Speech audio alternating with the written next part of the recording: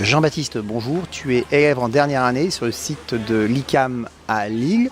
Alors aujourd'hui, nous sommes à Pointe-Noire, sur le campus congolais de l'ICAM que tu découvres. Alors quelle impression te fait ce campus de l'ICAM?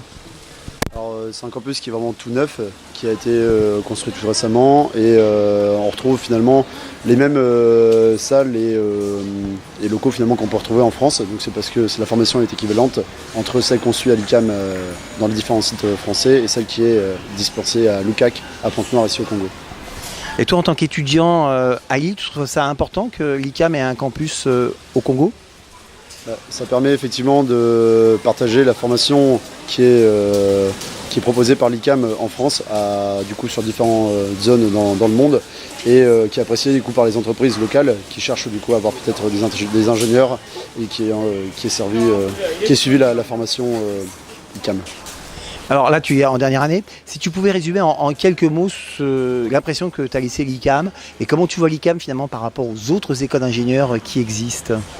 Alors l'ICAM m'a vraiment fourni une formation sur mon parcours de vie avec un V majuscule vraiment, avec un accompagnement et finalement une remise en question récurrente tout au long du parcours, où on nous amenait finalement à prendre du recul sur ce qu'on avait acquis et sur les expériences qu'on avait vécues durant nos 5 années. Voilà. Et alors, expérience internationale aussi pour toi? Oui, j'ai eu l'occasion de partir 4 mois à l'étranger, en Amérique du Sud, au Pérou et en Bolivie, dans le cadre de l'expériment. C'est un module qu'il faut valider et qui permet finalement de développer une ouverture d'esprit différente qu'on n'aurait pas pu forcément avoir en restant en France pendant 5 ans. Alors là, tu approches de la fin de ton cursus. Tu envisages de faire quoi comme métier à l'issue? Je souhaite me diriger dans le secteur du bâtiment. Pour l'instant, là, j'ai un stage de conducteur de travaux qui va commencer dans 2 semaines. Et si ça me plaît, je pense que je continuerai dans ce domaine-là. Alors, un petit conseil éventuellement pour les terminales S souvent, qui cherchent leur orientation et qui essayent de voir les différences entre les écoles d'ingénieurs.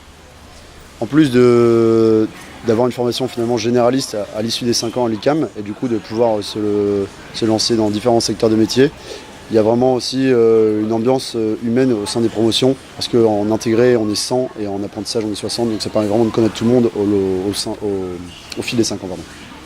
Jean-Baptiste, merci.